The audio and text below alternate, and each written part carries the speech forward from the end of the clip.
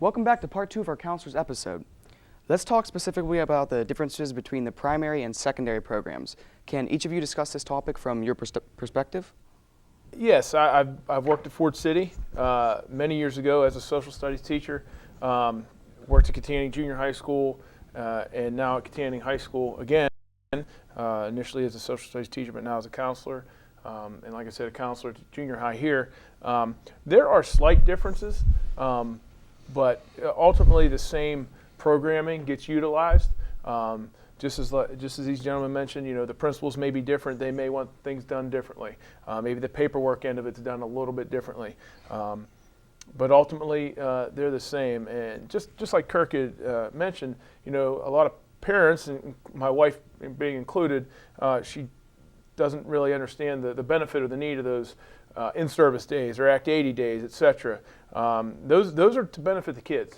Those aren't days that we as teachers or counselors would want off because, and we understand there's a continuity of education that needs to continue, and we think it's important. Kids need to be there 5 days a week and would love that. But in the same token, we utilize those days to be able to get on the same page, so to speak. We are able to meet as a staff, the social studies department, the biology department, the math department. We all want our kids to benefit in the same direction. So we're all on the same page there. That way we do try to maintain some continuity with our kids and develop the program in the same direction. So, you know, are there differences? Slight, but they, just like Kirk said, they're superficial. In the end, they're, you know, all the programming's the same. Typically the same things get done at all the schools. Maybe there's some offerings at some schools that other schools don't have, just based on the proximity of where they're located. Maybe some of the things at the elementary level here may be able to happen because we're in closer proximity, or West Shamokin, which is right down the road from Shannock Valley Elementary. Maybe some of those high school kids are able to come down to the elementary level and mediate, whereas it doesn't work so well here. You know, Katanning High School going clear up to West Hills is just it's a bit of a drive. So geographically may challenge us. So those are some of the differences. Now back to Dan and Kirk. You guys are both new this year. So what was your past experiences like, and how does it compare to what this district does? Go ahead. I think this kind of goes with the last question here, which first of all, it's been a tremendous help having Mr. Zablocki and his experience. He's, you know, I blow up his email a lot, so he's been a great help. Even though he's secondary, he still has a lot to do through us for the elementary. But again, I think it goes along with your last question. You know, every school is ran differently. This is the biggest school that I have been in. My past school, I think, had, you know, 400 students. So, you know, it's a lot different. There's a lot, you know, it would take me forever to go through the differences as far as, you know, in-class work, maybe, you know, school-wide counseling programs and things like that you can do at the smaller schools that, you know, maybe at these larger schools it's a lot more difficult. More students come, you know, more issues, more things to do, obviously. So, you know, without getting, you know, really specific, you know, just like the last question, you know, every principal's different, you know, every staff is different. So it's different, but it's a good different. You know, I'm glad to be here, and you know, I think all of our counselors, not just Mr. Zablocki, but Kirk and Ashley Wasson and Sandy DeForno, who's here at the junior high. She's been a tremendous help in transitioning, you know, me anyway, into this role. So, you know, it's been a great experience so far. But the difference is, again, like the last question, it's, you know, it's different in every place. It's hard to, you know, really answer that. And then for me, last year being I was at the secondary level, you know, in a bigger school. We had 1,000 kids in the building. You know, I was responsible for 500 students. That's a lot of kids. You know, that's more students than what I have in some of my buildings currently with Shannock and Dayton. So, you form different relationships now, with that smaller group, and obviously we spoke about the differences between primary or secondary. So I'm just dealing with different things.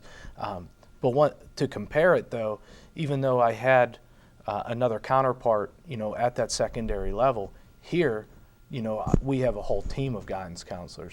They might not be in the building, they might not be in the office next door, but they're always available, to us when we need, any kind of support. And I think that's very helpful. And the same thing with our administration, they're always available when we need something too. And they've been great with any kind of trainings, we need, or any kind of additional, support. So I think that's pretty unique for our district. Have you noticed the difference between like the individual being in the school with 500 kids to being in a smaller school? Yeah, I think, you can see the student every day, in a smaller environment, and so you get to know the kids a lot better. Like I'm able to get the kids off the bus in the morning, so I'm one of the first faces, that they see going into the building. When you're dealing with, at a larger school, that's not always possible. You get pulled a lot of different directions, and all three of us still get pulled, everywhere already. So, Yeah. so at the smaller schools, it's definitely easier to, to form those relationships, in my opinion. Yeah. That just to speak to that also has to do a lot with the staffing of it. It's the value of staffing, right. And back to the necessity to have elementary guidance. They saw a need for the staffing, and in a bigger school, you're going to need a larger staffing. Not necessarily in the essence of hiring more people, but just putting the correct people in the right places is of great value. So, what was the difference between the staff in the larger school and this school? The ratio, you mean? Yeah. I'd say it was, it was comparable. When you have 500, students, and then that I'm responsible for, and 500 that another counselor's responsible for, 1,000, encompassing. There's obviously going to be more teachers because there's more students. So, I think I think it's all relative. Yeah. Now, are there other facets of the elementary or secondary program that you can tell us about? Yeah, at the secondary program, I think it's important to note that parents realize we work very closely with Children's Community Pediatrics. There's multiple offices between Saxonburg and Elderton and all over our county. We work very closely with Office of Vocational Rehabilitation, secondary level, Career Track here in Katanning. They cover the county as well. We also work with Kids Count, Family Psychological. We work with Family Counseling also. The elementary level, you guys? Yeah, personally, I meet with case managers and family-based workers from Family Counseling, Kids Count, maybe not on a daily basis, but a couple times a week, certainly, and they're great in the community. They help the community out a lot with the students at home. So those are great programs. We also work with CYS. CYS located here in Katanning. Sometimes there are issues at home that we have to work with CYS. So sometimes, unfortunately, I have to call them, and other times, it's a welcoming sign to get them involved because we can't be with the students all day. We only have them for so many hours a day. Sometimes you wish you had them more. So. Yeah, and we deal with the same agencies, in our buildings, as well as Family Behavioral Resources. And then I think at the elementary level, we try to reach out to, other community organizations as well, whether it's, Big Brothers and Sisters, whether it's, local fire departments or police departments to, to help us out with different intervention. Our magistrate has been very helpful for us at our buildings, coming in and District Justice Sam Goldstrom coming in and talking to, our kids. So I think it's been very helpful.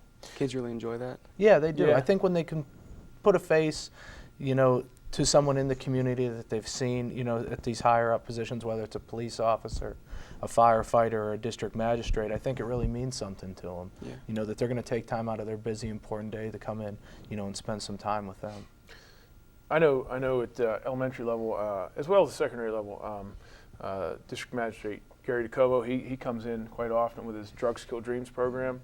He's been running it for many years, and hopefully it's helped our community tremendously, and hopefully kids realize that.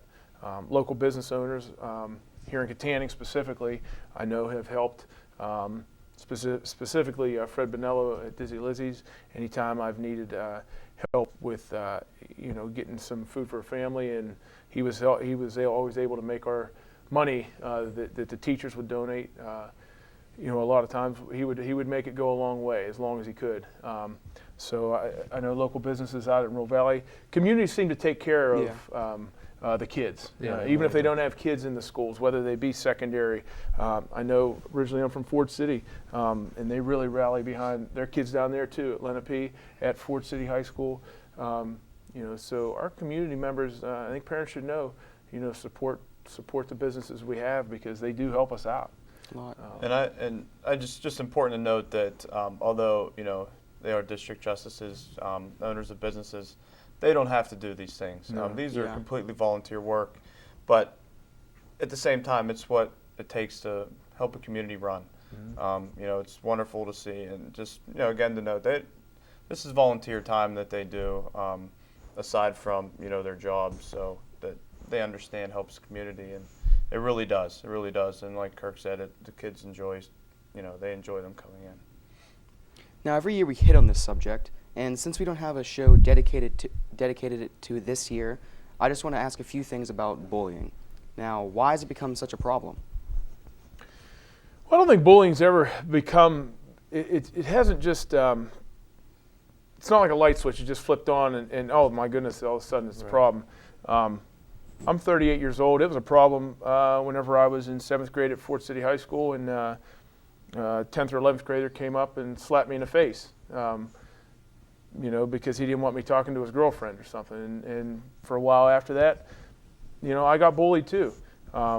I don't think it's something that's become a problem. I think it's become enlightened to the public that it's a problem. More awareness. The awareness is there. And I think that's the great thing. The good news is there has been awareness drawn to it. More people are aware of it, whether it's parents, teachers, staff, and students. With that awareness, we're able to help the kids that are being bullied a lot more as counselors, and then hopefully get in there with the bully as well, and to give them some less destructive behaviors to implement instead of picking on repeatedly on someone else. Yeah.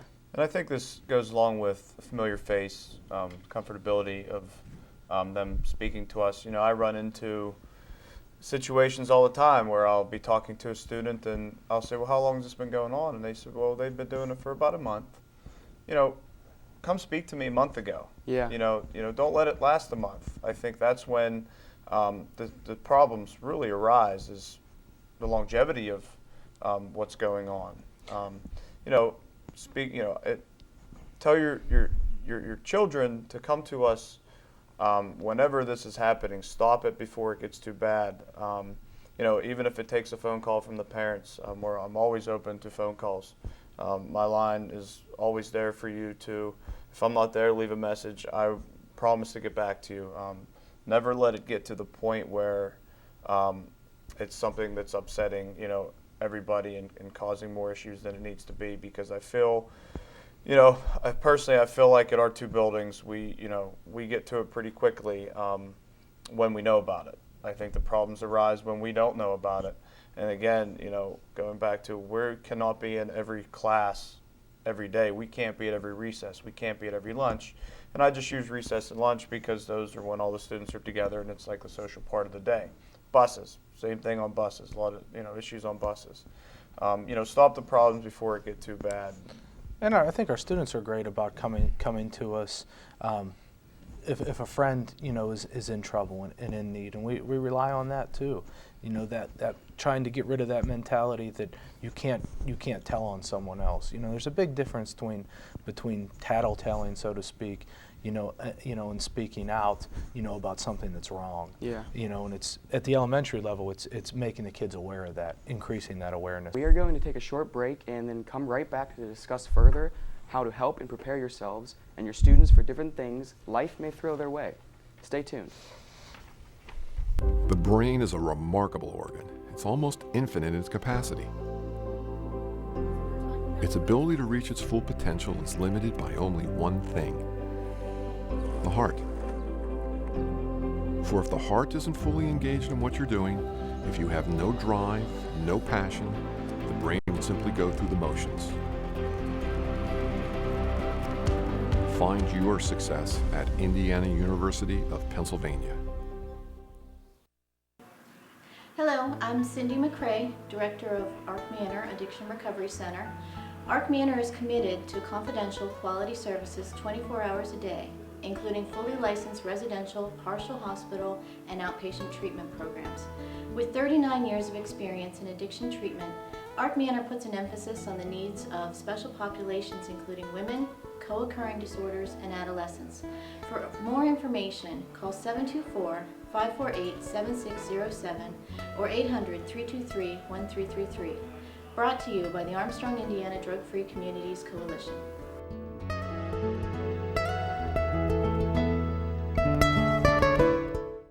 Success. We see it every day. Hundreds of majors and programs, bachelor's degrees to PhDs, small classes, internationally known faculty who are committed to your success. Real-world experiences to guide you on your career and life path. An alumni network 120,000 strong. I'm IUP President Mike Driscoll. Visit us. Find your success at Indiana University of Pennsylvania. Now, we know there can be large impacts on one's being bullied, but are there cases for the perpetrators acting out for another reason? At least in my experience, a lot of times what I've seen is that the person that is the perpetrator, or the bully, so to speak, they've been bullied before. Yeah. You know, so it's a learned behavior, you know, and they need just as much help, you know, a lot of times as the person that they're bullying. And the only way we're going to stop the behavior, you know, completely, is to eventually, you know, get in there and get the bully help, you know, as well. You know, of course we're going to help the victim, you know, number one, that's our priority. But then we have to teach the perpetrator, you know, better behavior. Yeah, core of the problem. Mm-hmm. Mm-hmm. Now, what kinds of effects can bullying have on someone? Wow, it can go anywhere from you know, just poor grades. It can go from having bad relationships with someone else, from being bullied, and we've all seen in the news. You know, people have taken their lives because of repetitive bullying, and it's just not something that we want to experience. And I don't think anybody wants to experience, but I think that there's. Yeah, I think it could have large impacts, you know, across all environments of their life, whether it's school, you know, home, family. So that's why it's important that we know about these cases and get the kids the help that they need. You ever see any examples of long-term problems? I think it has effect on families. As Mr. Zablocki said, sometimes the results of bullying are things that I don't even really like to talk about. Yeah. And that affects parents, grandparents, students around you. I don't think that a lot of times those who, you know, take their lives realize the effect that they're having on the people around them. Entire community. Absolutely. So yeah, sure, it has long-term effects. That's why it's important to, you know, for the faculty, along with ourselves and parents at home, grandparents, to look for these signs that may lead up to it. And I think at the elementary level too, the one thing we want to focus on is instead of being reactive to the problem, is to be as proactive as we can, to put in things like character education, you know, in these programs. And currently we're working on a comprehensive program across the elementaries, you know, for bullying. And what we're looking at, you know, is more of that positive behavioral support. You know, we don't want to just react every time a student's being bullied. Instead, we want to give these kids the tools so that they never have to experience that, ever have to go down that before route. it even happens. Right. Yeah. Now, what impact has social media had on bullying? I think the biggest impact it has is now there's, unfortunately for a lot of these kids, it feels like there's no escape. Yeah. You know, years ago, you know, Mr. Zablocki was telling us a story, you know, you could go home and you didn't have to deal with that person. Yeah. Now you open up your email and there they are again. You go to your Facebook page or your Twitter account and there they are again. They're text messaging you repeatedly times. So it feels like for these students, unfortunately, that are being bullied, is that there's no escape from the bully. Where before they had the confines of the four walls of their home, it's not the case anymore. Now the bully's able to come, over the cyber, walls and get to you, so to speak. So again, that's why we need, prevention and intervention programs. I also feel like things get out a lot quicker. Like if something would happen back in his day, then it would stay in that area. But now everybody texts and social media and get out a lot quicker. Yeah, I mean, when it happened to me, it was over. It might have happened for a couple hours a day. Yeah. Now with social media, if it happens to someone in one hallway, before they walk to the classroom, Everybody someone's knows. tweeted it, Yeah. someone's texted it, and then it goes on 24/7.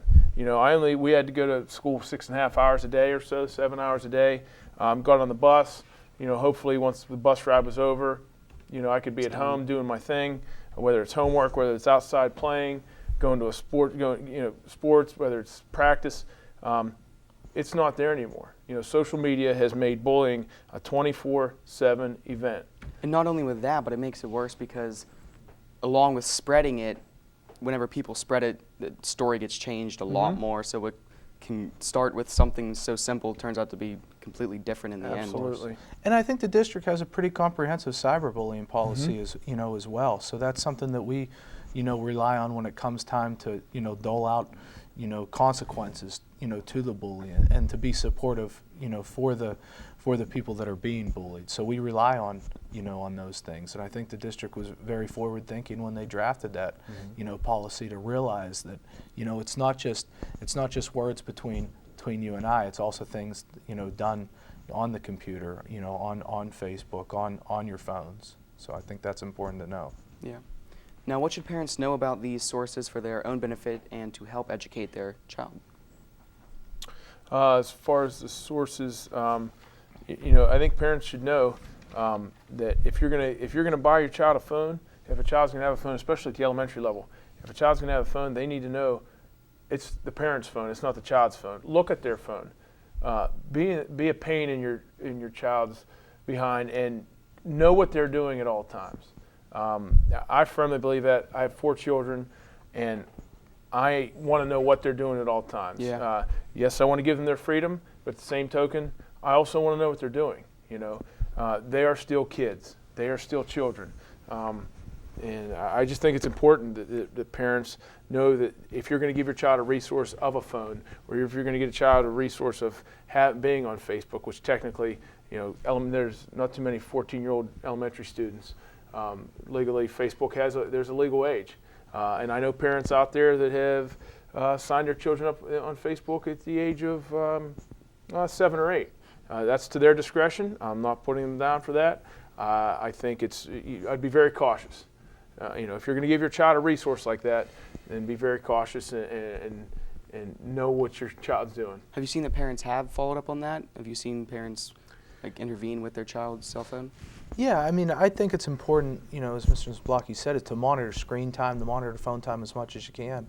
And then, I have seen parents, consequence their student, take away phones, take away those privileges, which is great, but it's monitoring it, in the meantime before it gets to that point a lot of times too. I talk to students all the time as well about, what comes out of your mouth.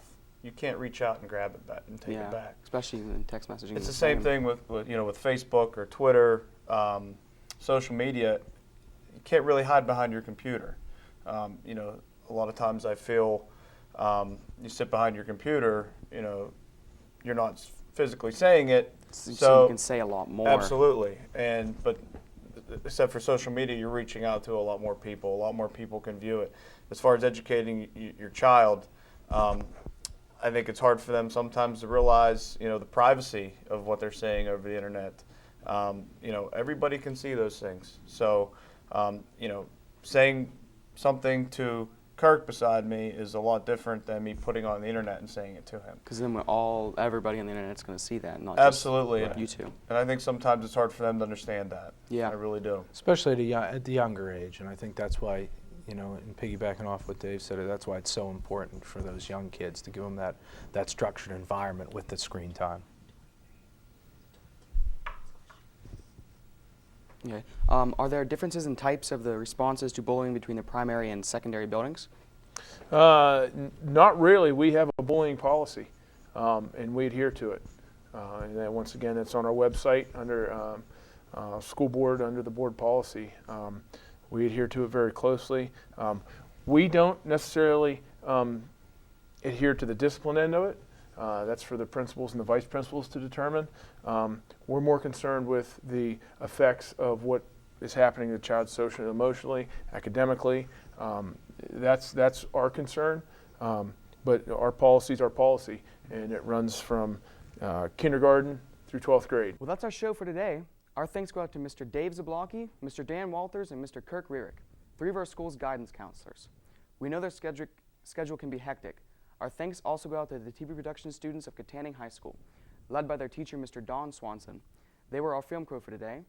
As always, DVD copies of this and all Education Today programming may be requested by contacting Chris Garitano, ASD's multimedia technician.